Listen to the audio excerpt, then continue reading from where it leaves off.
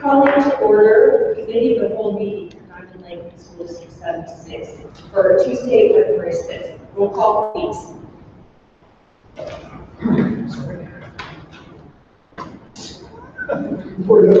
Here. Hale. Alford. Yes. Gonzalez. Here. Alford. Water. Yeah. Here. Please rise for the pledge. I pledge Allegiance to the flag of the United States of America and to the republic for which it stands, one nation, under God, indivisible, with liberty and justice for all.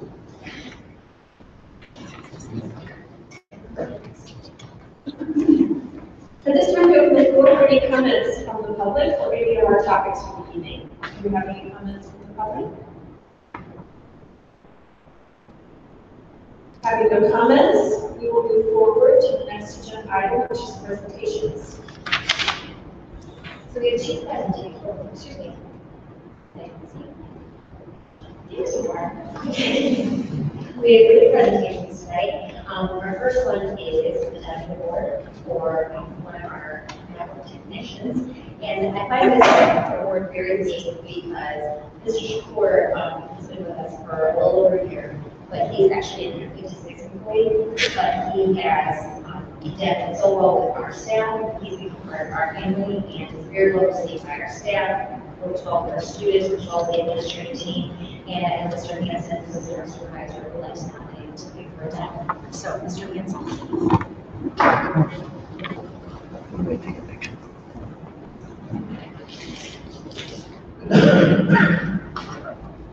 Good evening.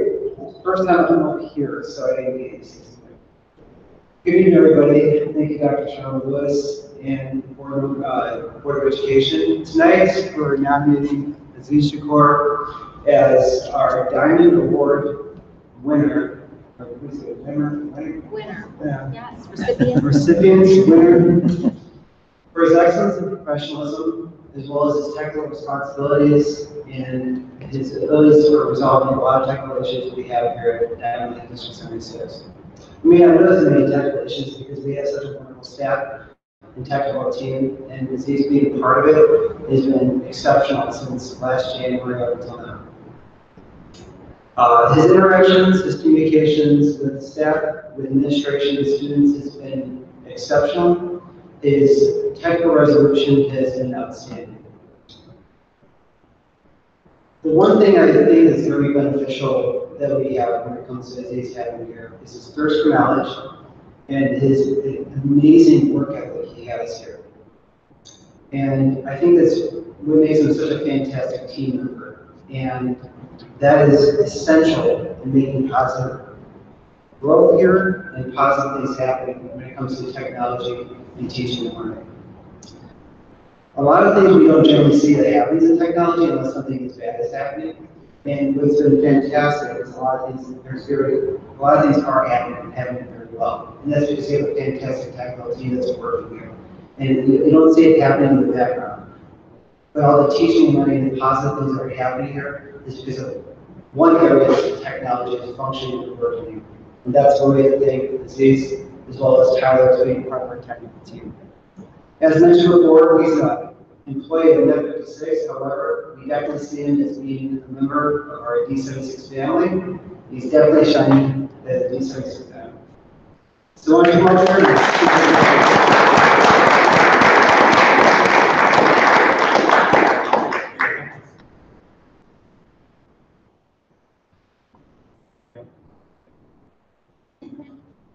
Don't we have to stand over here and take pictures? Oh, just do this. Oh, yeah. See the diamond board. There you go. All right, guys, ready? 1, 2, 3. 1, 2, 3. All right. Okay. All right, thank you. Thank you, Aziz. Congratulations for being part of the team. All right. And our second presentation of tonight is an update on our referendum.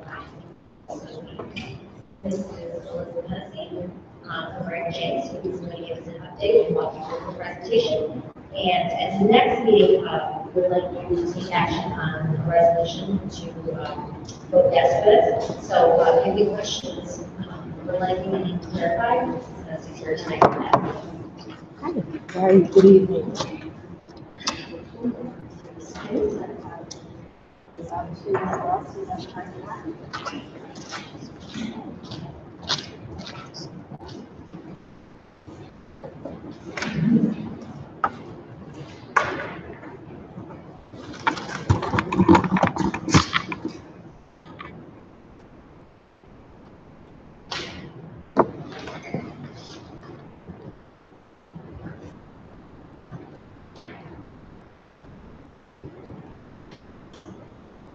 Great, so thank you for having me. I won't go on too long about this, but since we last met, so bonds, this first portion of bonds, the market's changed quite a bit.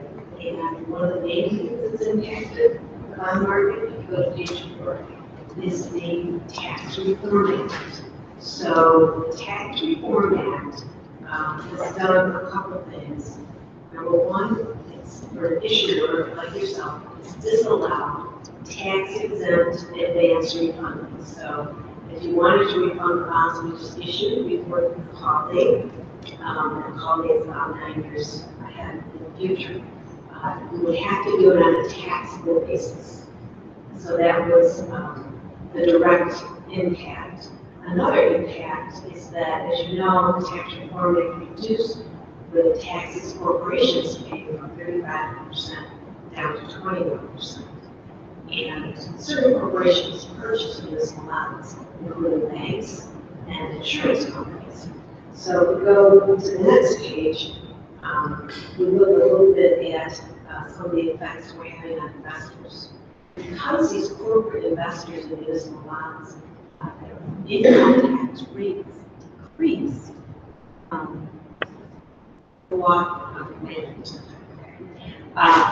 their demand for tax-exempt municipal bonds is not as great. But those corporations, banks, and insurance companies only make up a portion of the market for tax-exempt bonds. The other municipal investors include individuals, professional retail, where there are people who invest money on behalf of a group of individual investors, and then there's the bond funds, the tax-exempt mutual funds, which you will know as well. And then there's arbitrage accounts, which are basically trading accounts buying some municipal bonds to try to make money on volatility. So this reduction in demand for municipal bonds will result in higher rates. We've got a lot of banks thinking about how they're viewing this corporate tax reduction. Some have said they're going to charge higher rates. Some have said they're still working on figuring it out. The one thing that hasn't gone away is what we call bank qualification. And one of the reasons why we issued the bonds the way we did, the first issue of the law was only $10 million in calendar 17. The next issue, which is going to be $4 million balance of the authorization, is also under $10 million. So it's bank qualified issue in calendar 18. And that bank qualification incentive from the federal government is still there for banks. So they get an additional tax deduction, but the whole thought pattern is, are they going to have less demand for bonds now that they're simply paying less income taxes overall? So we already talked about the effect on issuers in the refunding. So in 2014, we did a nice refund for districts and saved money. But going forward, when we launch out now, they're going to be subject to refund from the ones that we did in 2017. So we're going to have to wait until the call date to refund those on a tax-exempt basis for savings. Otherwise, it will have to be a taxable bond, which is higher interest rates. So let's go to the next page. I'm sure you can hear The same statement you just said, are you saying that if we were to want to restructure our bonds, that would kick us into, kick us out of tax exempt status? So in general, will reduce our flexibility with this board and future boards over the next Correct. to restructure lines. That's absolutely right. Okay, and the first thing you said was this particular issue about the tax-free exemption. Aside from restructuring, we wouldn't have, typically, we wouldn't have a desire to cash out on our investment, right? Right. Unless interest rates drop substantially and we saw the opportunity to refund them for savings. We can do that on a tax exempt basis, but only when you get to the call date, which will be 2027.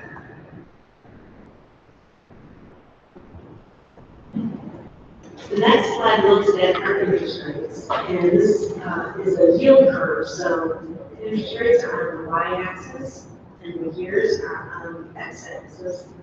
The light blue bars represent the highest those rates have been since 1993. The blue line in the middle is the average, and the red line is where we are today. So what's happened is the short-term rates have come up with it, with the Fed rate increases, and we expect at least 3 more of those in 2018. The longer-term rates, though, so far have stayed pretty stable. Although this has been a very rocky week, as I'm sure you've been hearing on the radio. Last week, we saw Treasury bond rates increase. Since January 1, the 10-year Treasury has gone up 30 basis points. And that's just in 30 days. The municipal bond rates went up about 18 to 20 basis points. They came back down about 7 today. But we're in volatility. All this, as you know, the stock market, of course, had that terrible crash yesterday, came back up half as much today. So all of this volatility is really interest rate driven from our understanding. We've got a tremendous amount of U.S. debt opposed to the market done this year under the current administration versus last year. So the question is, who's going to buy those treasury bonds? And so interest rates have to get higher to entice more buyers. The other thing that are happening is fear of inflation. We don't have runaway inflation yet, but the markets are anticipating this with the stimulus brought on through the Tax Reform Act. That is, right, pretty much all-time lows unemployment, and we see the experts see increased GDP and spending, which could fuel inflation. So when inflation happens, rates go up, the market got scared, rates are going up. So, and people will borrow less and spend less. The market goes down, just in a very volatile time. I think the good news is that true inflation is not raised its head yet in any indicators in the market. When it does, we're fearful that rates are going to continue to go up in a rather good format. And so Tammy at PMA and I have been talking to Eric and Dr. Shambles about moving ahead of this bond issue in a defensive manner. Typically in January, February, interest rates are low because there's not that many issues coming out. That is the case today. The unfortunate thing is we've got all this volatility for some of the reasons we're just talking about. So it is our recommendation that we start to think about moving ahead on the second bond issue and lock down those rates. It's a new structure, even though rates are going up, they're still low. And so let's get into the numbers. Page 9, the financing update. As you know, the board is authorized $11.4 million, and you opted to issue bonds in 2 main qualified cases to, number 1, issue the bonds that stay qualified, accessing the lower bank interest rates, and 2, issue the bonds portion of the time you plan to spend the money to save interest costs, because you're going to pay less interest if you delay. But the thing we have to look at is the more we delay the issue, our original plan was not to issue the second piece of the bond debt until August. we have interest rate risk. So the question we ask ourselves is, if we look at issuing the bonds now in March 2018 versus waiting until August of 2018, how much do interest rates have to go up to make it better off to issue bonds now? And the answer to that is 53 basis points, or 0.53%. So, you know, in a very stable market, like some of the markets we had in 2012, 13, 14, 15, we might say that 6 months that may be a lot, given the volatility that we've seen in the market, even so far this year. I don't think that's a lot anymore. You can see that happening in the last several weeks. We've seen this price go up 18 basis points. So, for that reason, we think it might be prudent to move ahead with bond issuance now. What was the original rationale the original rationale for why we target August? Next August? Because of the spending schedule. Because August of 2019 or 2018? 2018. So this August we were going to issue, and it was due to the spending calendar. Correct. Yeah.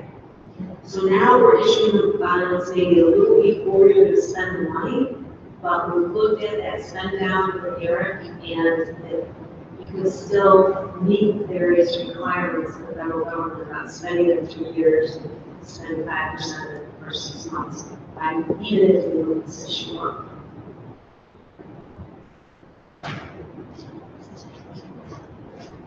So page 10 looks at the 2017 issue.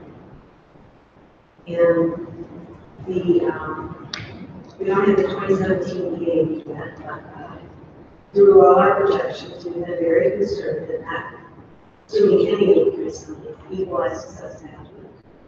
So that got you $7,510,000. The interest rate on those bonds was 3.323. And in this structure, we locked in a long part of the issue because rates were so low.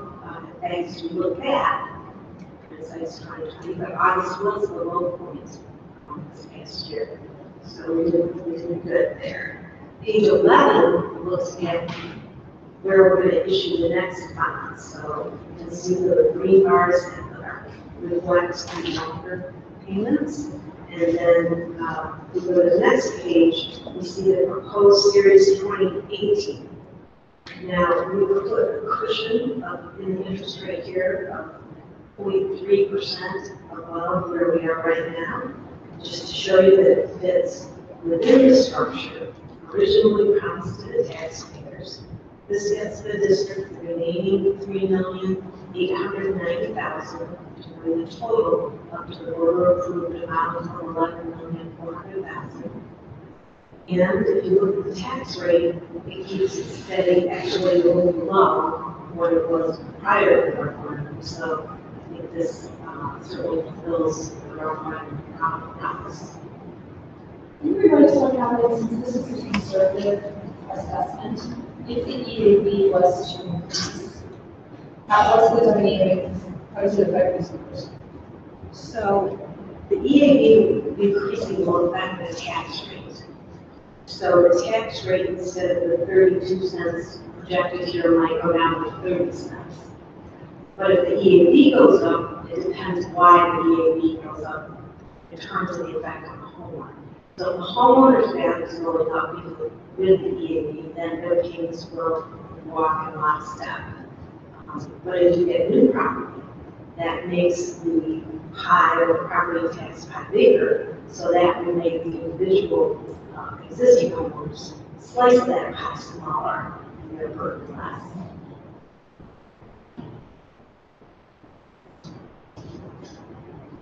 We go to the next page, you see just the graphic of how the lighter blue bars kind of fill in the levy, completing the issuance. I think I will pause there, see if you have any questions. The next Think your page. mic's.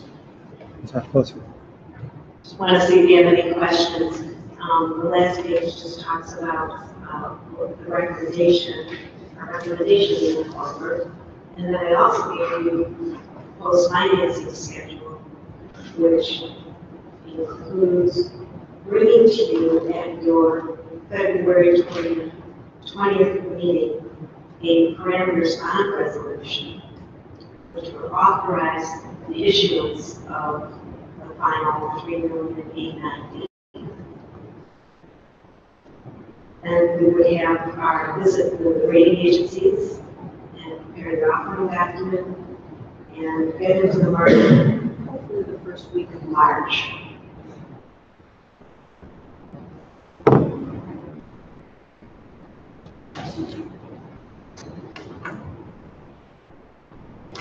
Can we get page 14?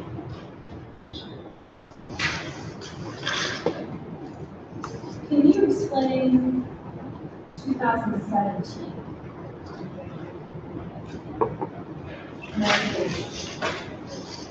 That one or something? Yeah.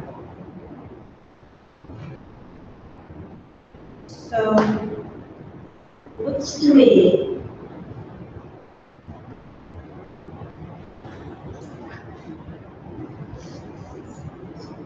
yeah, 2017, we had the existing bonds to pay off. So, the rate was a bit higher, the debt payment, including the loss of collection, was about $918,000. And that does not include any of the new referendum on debt service. So this year, 2018, is when taxpayers will pay this vertical 2017 amount. And they will pay more than they've been paying on in aggregate, No. because this goes up a little bit, so You don't show 16 on this graph, which you probably should, but if you go back to page 12, there we do show 16, the total debt service, 918,820. yes, and then 17, 918,158. So those amounts are exactly the same. And those represent the debt service on the outstanding bonds. The new bonds don't kick in until the year 2018. And the reason they don't is because you can see the capitalized interest in various things in the first year. which is the brighter color.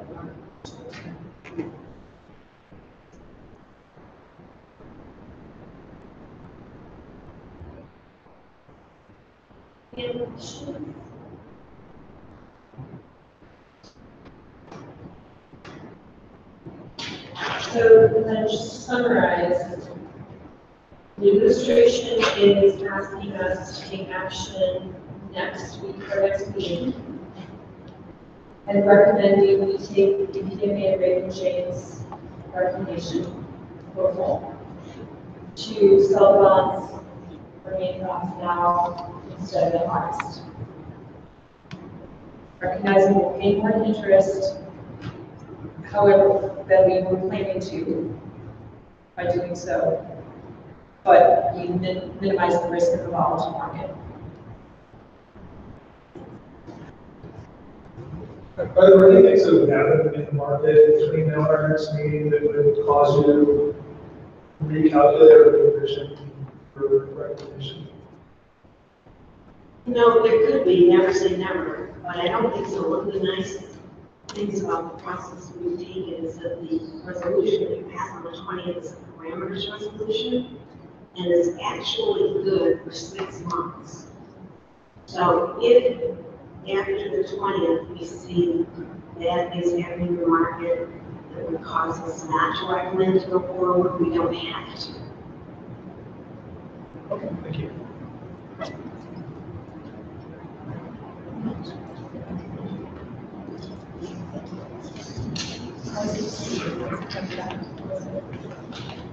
Sorry for the presentation. You see start using the information that we back at last meeting in January. How it was vetted, so that's where I'm but to report on our interim assessment data, our students.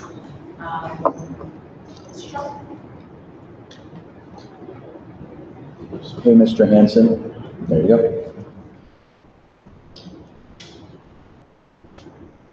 Well, good evening, everybody. I know that the assessment data was in last month's board packet as well, so I'll go through this briefly, and please feel free to stop me at any time if you have questions. A large, the umbrella view is just we're going to cover a little bit of the park data. We'll take a look at some 3-year longitudinal data now that we have Alpine to take a look at some of our map assessments. Then I wanted to talk a little bit about access data, and then kind of talk about the future of the Illinois State's accountability package as it relates to assessment and things of that nature.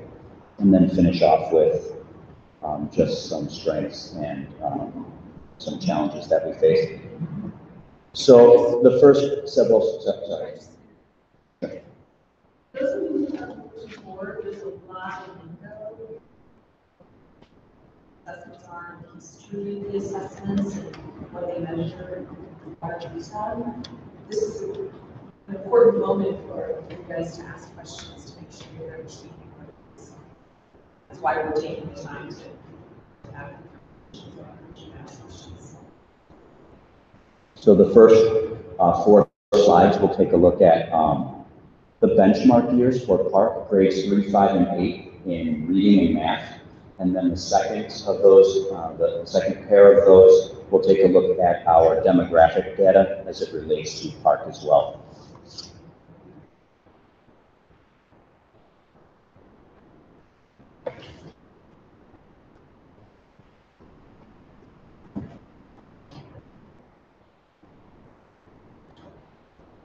So this first slide deals with student PARC data as it relates to grades 3, 5, and 8. So these are the categories for each of the attainment levels for our kids in grades 3, 5, and 8. So what I'd like to point out here is that as you notice in each category, those categories being not met, partially met, approached, met, or exceeded, as students progress through the grade levels, in the not met and partially met, those areas decrease, whereas in the approached, met, and exceeded, as students progress through our grade levels, those areas increase. So this is ELA. You see the same general trend in math, again, as we start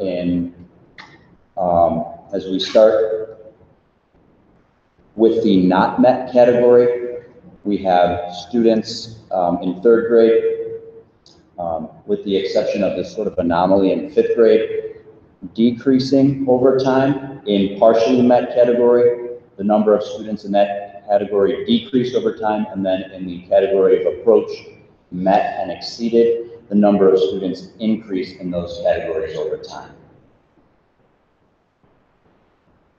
So do we think that that's an anomaly for 5th grade, or is there something going on 4th through 7th? The reason I chose the 3 benchmark years, they tend to be sort of like gateways, as many states describe them. It was really for the purpose of brevity, just so that you didn't have all of those data points moving forward. But you'll see towards the end, as I look at the map data, what you see, generally speaking, over time in our district is students grow, and also we begin to narrow the achievement gap. Basically, those students that are starting behind, we make incremental growth in those areas over time. Really quick. Sure. This is a question. Do we have, are we providing with expectations in each of those office for each one of these categories? Is that something, in other words, if you were to say 3rd grade not met, you would expect to be in 3rd, 5, or something like that? Do we have expectations for each one of those, or is it just Well, according to No Child Left Behind, 100% of our students should exceed. And so with sort of those types of expectations, it becomes a challenge. What we do tend to measure it against, and I'll show you in the next couple slides, is that we kind of measure it against state norms. So like, Which was the baseline. yeah, sort of a baseline is where we start with at the state level.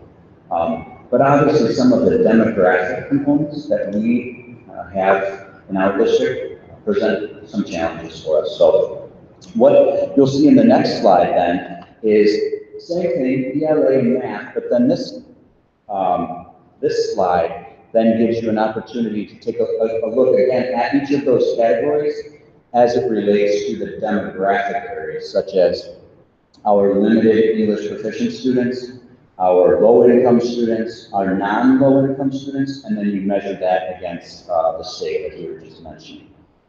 So in this situation, you see that our students coming from our students coming from low-income backgrounds and our students coming from limited English proficient backgrounds are presented with challenges that leave many of them in the not met and partially met categories, exceeding the state sort of norm or benchmark in that area.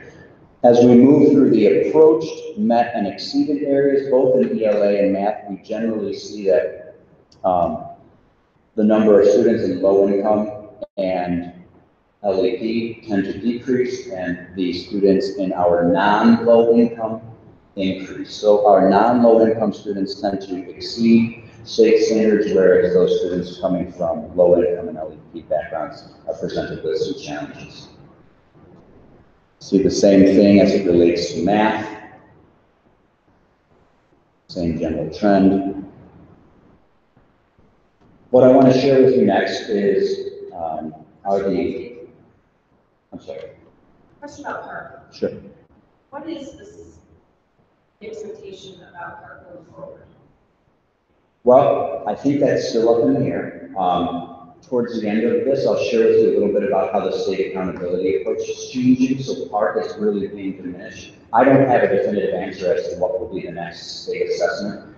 If it's going to be PARC or Smarter Balance or some other company that gets the bid. But I know that right now that contract is up for bid. So that there is some subject to change. When we look at the demographics, Sure. there are some students kind of placed because Yes. these students are either low income. You got it. Students will be in categories potentially twice. So a student could be both low income and That's just looking at all students. by demographic. And just in actuality, and I've done some in my dissertation writing right now, compared those two, and it's extraordinarily closely linked between the students in LEP and low income. So, moving on, and I apologize, it's sometimes hard for me to hear you guys because of the nature of this, so I apologize if I don't hear it. The next portion of this deals with the math scores. And so here what we've been able to do is take a look now that we have 3 years of math data, and we used Alpine to try to sort of track that longitudinally. We have an opportunity to see how our kids are growing. And so what you'll see here is the first category that I have here is fourth graders. So this is our first group that we've had for 3 years implementing math. So you can see again, on average, we are slightly behind national norms. However, we grow and progress just like students on the national average.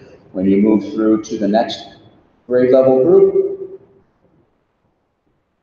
is sixth grade. In that situation, the same general trend. Our students are growing and our students are growing along with national averages. When we Is that the same group of kids being evaluated each year then? This is the same cohort. So in fall of 2015, they were fourth graders. In fall of 2016, they were 5th, and now they are 6th. This is the same cohort, which you don't see with PARC. PARC doesn't tend to give you that kind of data. This PARC is attainment, whereas this is growth. So that's kind of one of the cool things that we're able to do right now with the Alpine system. The next one then is 8th grade. And again, these are fall match scores, so this is right after summer. They're just jumping in, and so typically, research shows you that there's typically a summer dip. And so what we do notice is that this 8th grade group, although starting slightly behind, has made several points growth in terms of reaching national averages. If you'll recall from last year's summer presentation, you'll notice that our 8th grade students, by the time they left, had exceeded national averages. So this is very typical of a student population that has a high number of limited English proficient learners, because it really takes them several years to catch up.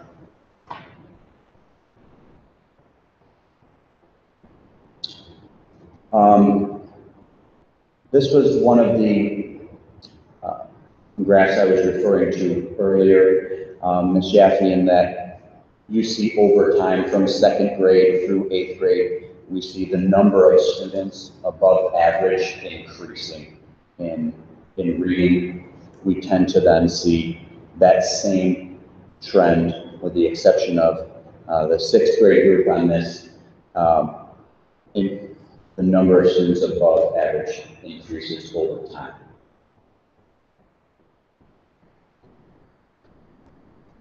The last portion of this deals with access testing. And access testing really begins to give us an opportunity to dig into those students who are learning English and determining whether or not they're limited English.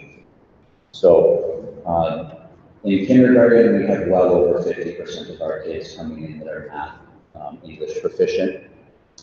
And what you see is over time, and this is might be a little bit of a challenging graph, but what you see is we have categories of students in their language development, and they sort of move through these categories in access. And in kindergarten, where we have over 55% of our students are still limited English proficient, by the time we get to 5th, 7th, and then 8th grade is not even recorded because it's under 10%, is a really positive data point, in that it shows us that over time, in accordance with access testing, our students, although over 50% of them are studying limited English proficient, by the time they're reaching 7th and 8th grade, many of them have graduated out of that category of limited English proficiency. Some adjustments and changes on the horizon. Right now, we tend to measure school success and progress by PARC scores. What you will notice is that PARC is an attainment measure. If kids are reaching a certain benchmark, that measure is being diminished in the future, in recognizing that what we really can control here in a child's life is their element of growth, and so they are putting a greater emphasis in the future on student growth. They are also putting a greater emphasis on our access scores, and also the Illinois Science Assessment. So hopefully those assessments will be determined in the future here in terms of what we will be using. Additionally, how we will be measured will relate to our student attendance, our climate surveys, which you probably received numerous emails from me regarding the 5 Essentials survey, which, by the way, we did make our goal, so thank you for that. And then also fine arts, pre-K through 2 indicator, which is yet to be determined, and a couple of other indicators as related to elementary and middle school that are still yet to be determined.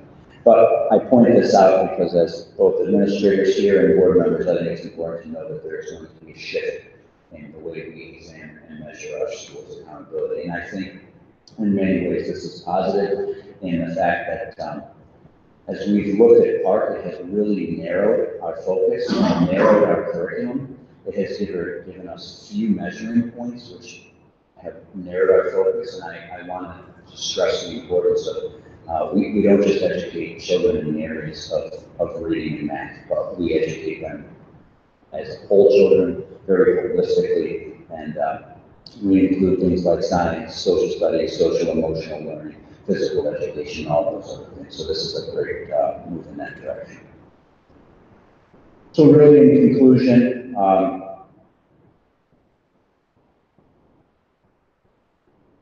our students are growing in this district. Our students' English proficiency is growing in this district. We are operating in a very data-rich environment, making very strong data-rich decisions. We are making progress in closing the achievement gap. And we have a dual language program which helps us to promote biliteracy and biculturalism. Some of our challenges is that we have an increasing poverty rate. Our poverty rate went up about 5 percentage points this year, which is about 12% higher than the state average. And when you take a look at poverty rates, recognizing that only 80% of a child's life, waking life, is actually in school, it can do some risk, present some real significant challenges. We have high limited English proficiency, which also presents a challenge when the state average is at about 10 to 11%. And then we have a dual language program, and research suggests that dual language programs can slow the academic development of children just in those early primary and elementary years, because what you're doing is you have a duplicity in focus in language, so that can cause some challenges. But what we do see is that over time, for our limited English proficient students, our dual language program will serve them well, and both for our students that are L1 English or first language English speakers, they also serve to benefit from a positive dual language program. Our focus will continue to be on developing and maintaining a consistent and viable curriculum and assessment framework. We will continue to use data to inform our instruction. We are going to continue to keep the focus of our professional development on our teams and our professional development plan. We will continue to strengthen our RTI processes, and we are going to continue to make better and strengthen our dual language program for the benefit of our English language learners and those students who choose to want to learn Spanish. So we're happy to take any questions. Did you share with us on the student progress in science? I'm sorry, the last part I didn't hear. Science, do you have any data that you can share with us on the progress that students are making in science? Yeah, the science assessment just was released, I think it was just a few weeks ago, from 2016. So they're about a year and so behind. And so I didn't really feel, especially this was prior to this meeting. But yes, in the future, I will be able to share that with you. Unfortunately, because of this delay, it's can be not very useful. You know, one of the things that we're hoping in the future that the state provides us with assessment tools will give us sort of like STAR and MAP, where you can have like instant feedback. So we're kind of looking for that in the future. That's great. It's now a local level, state level, Right. programs, that's case curriculum. I think that is really common. Earlier, the cyber station part of the end. Yeah, it's part of that measurability, that accountability package. So, taking all this into account, how should we be thinking in terms of what success looks like? If we were looking at the 8th grade longitudinal data for reading and math. Ultimately, what I think we should be looking at in terms of success measures is when a child comes to our school district, are they growing? And at what point? So we have a real challenge with our limited English proficiency and our low income. So what we want to see in those grade levels is those students growing beyond one grade level per year. Because they're behind, we need to move them forward at a faster pace. How do you do that with a limited number of minutes each and every day is the challenge not only we face, but any school district with the demographic makeup of ours. So what we have done really over the last 2 years, one, make sure that our basic classroom instruction is better. I mean, just flat out better than it was 3 years ago. Teachers teach to a consistent, viable curriculum. They share common assessments. They dig through the development of their curriculum together. They're not, there's no more island living in Diamond Lake, is kind of what we joke around with. But then also, the other part of that is making sure that our second tier in the RTI process, the response to intervention process, is strong. And that's where, when I was talking about making data-rich decisions, identifying the kids that are behind and providing them with additional minutes in reading or math, depending on their proficiency. Therein lies the recipe for success. And the challenge is when you come in to school in kindergarten with potentially being so many years behind, it's difficult for just the school setting to make up for that. Sociologically speaking, that's why we have such a discrepancy between low income and non-low income. That's just one factor because of 80% of the life outside of this building that we don't necessarily have the ability to control. We're trying to make up for each and every day. And it's challenging and it's hard work, but I mean, that's what we do as a team. I like where you I think you guys are trying to get at what's the baseline where don't think of our school as a national team, what's the thinking through in terms of moving that into what I should do is the right spot. So I like what you're thinking through to think outside of just product. Right. Broadening the number of things we're looking at. But you guys get closer to driving individual performance. It's going to get much harder for you to report the aggregate back in the classroom and elsewhere.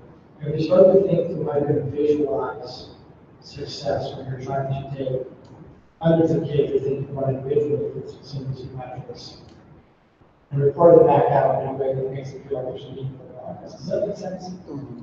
The more individual you get, the harder it is so that you was an aggregate classification. Yeah, so one of the things we do to kind of focus on the individual growth of students is we go back to math, and each child has a individual growth goal.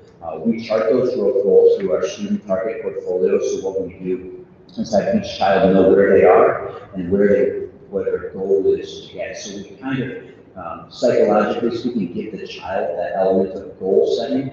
That also gets granular when you take a look at each teacher classroom and then each grade level team. So as much as you may not see that in the colorful charts I shared with you there, the day-to-day work does look at where each child is growing, which child isn't growing, and then when they are, what do we provide for them, and when they aren't, what do we provide for them. And so that's really the basis of the entire RTI approach. And so those data points, the individual data points, are being looked at heavily.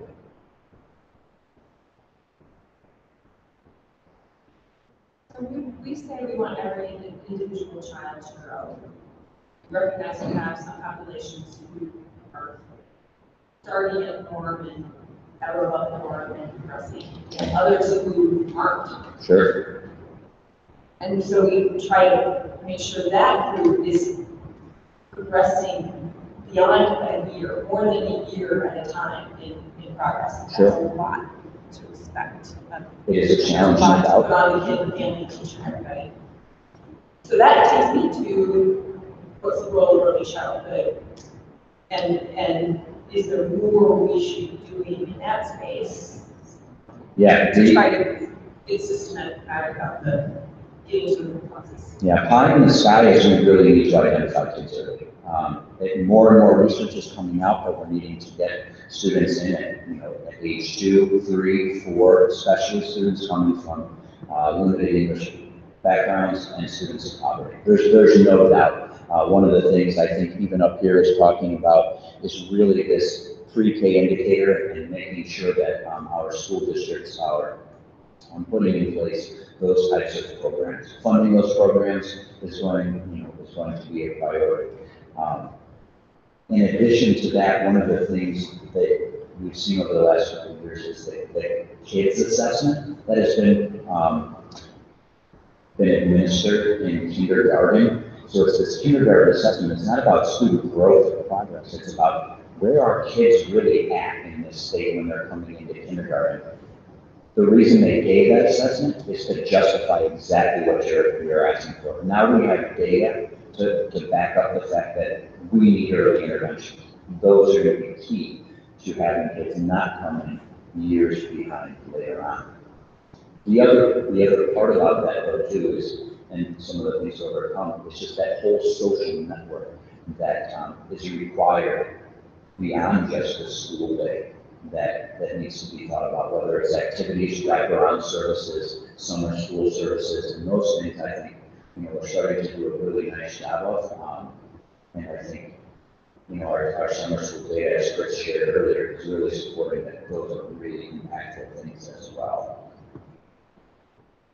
So we'll look to you guys to kind of continue to look at the research and be looking for one of those things, programs that can make a difference in the early childhood, right, and all that stuff. It won't serve us unless you bring it to us, so. Well, and I would just, again, I will talk about it in our last meeting, but we will have space to build the organization configuration at Lake School. Those classrooms that we can be using for early intervention in childhood. Right now, they can space anyway as a priority, and that part of what I talked about. We just don't have the space right now for children. Getting it in the stream and then, parents to pay tuition, parents that are space concerns. That space and suddenly, And I think I'm seeing that we more to know our community.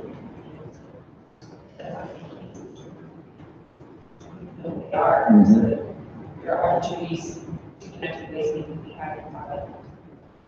Things that we can maybe do to help support families with materials at home, programs at home, so those are things that we're championing.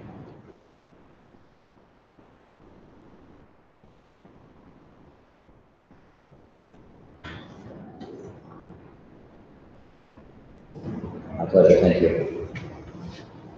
This time we're moving on to our business agenda. These are items that we have either discussed at our meeting or we'll discuss now.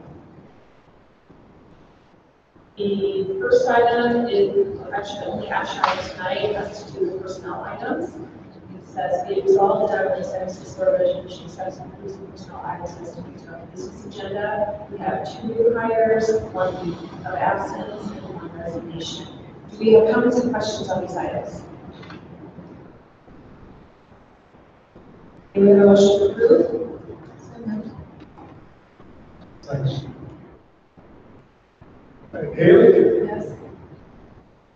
Bordeaux? Yes. Castler, yes. Candela? Yes. Altman? Walker? Kathy? Yes. Next up is board discussion. I wanted to share that there was a special meeting at CEDAW that we talked about. And the new superintendent was named and voted upon, and is now official. And this is somebody who's been in the county for a while, has had various roles, has been with CEDAW for a while, and forgot her name. Dr. Val. But anyway, she was there with her family, and everyone was celebrating. She was very excited about it. In addition to that, they did a presentation about the services of CEDAW, and although I've seen presentations before, I was really humbled by how much goes on at CEDAW. There are hundreds of staff, and dozens of locations, within districts and their own locations. really targeting different needs for different populations of kids from pre-K through age 22. And it was just really great. And in fact, I think that we have the presentation. I'm sure you guys see. I'm through it for a moment, but it really is an impressive amount of diverse work that we do here. There's something to add to that. Julia? No, I have it.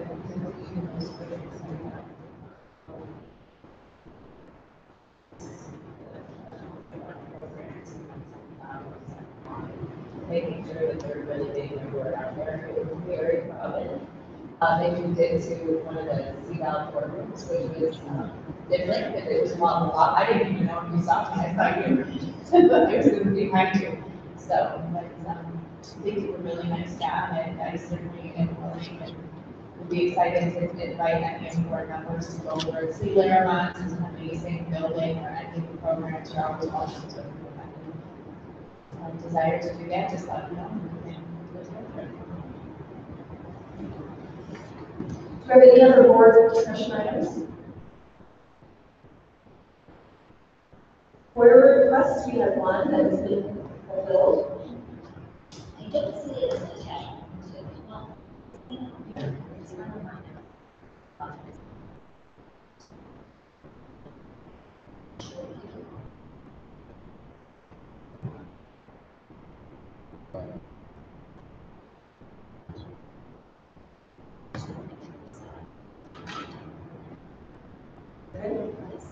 Okay, notices of communications. So one of our families, and I think some of you may or may not have heard of them, referendum thinking about Dr. Armstrong.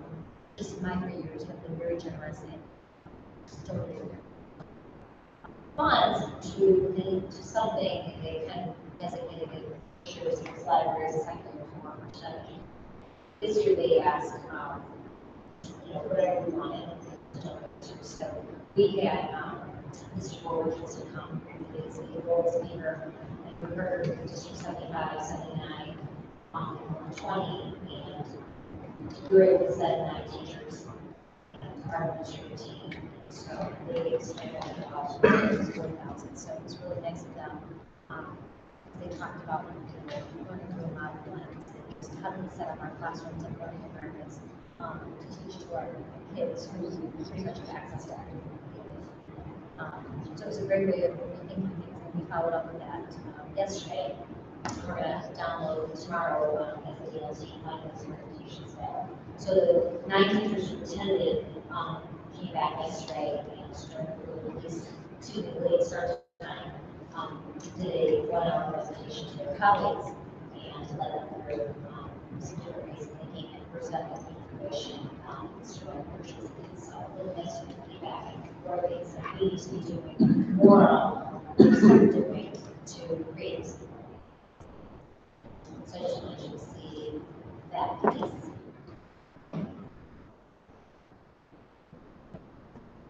The Springwood dinner is on March 15th. I know it's not attending, so maybe it's like to attend just a days ago. I think we can go to promotion.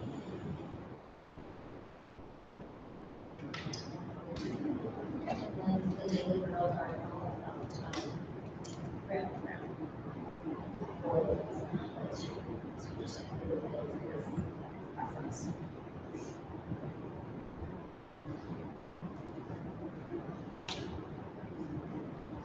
At this time, we will move forward for any comments on any non-agenda items.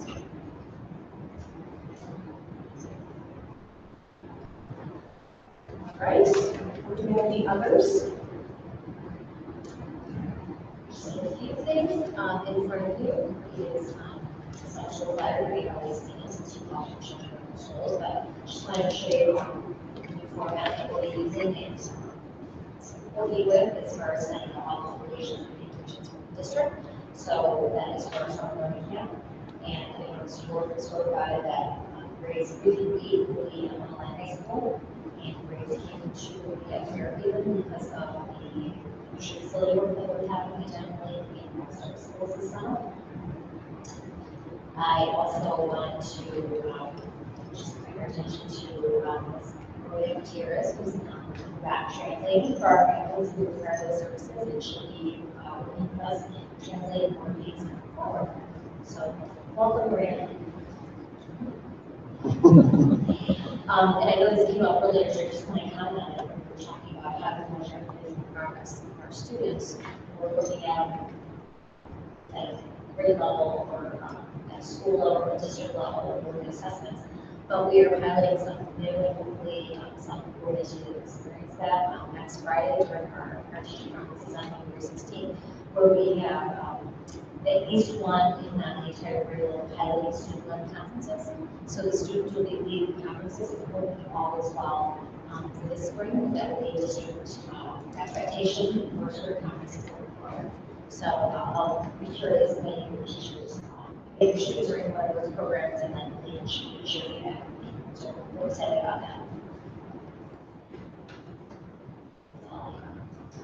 Any other others? At this time, the board will return to executive session. Compensation to seek performance or dismissal specific place in the district or legal announcements, including for testimony on complaint violations from the areas of the council district. And discussion of minutes and meetings while closed for other purposes provided by the minutes for 7 days and review of minutes as mandated by section 206 of the code. May we have a motion to return to executive session?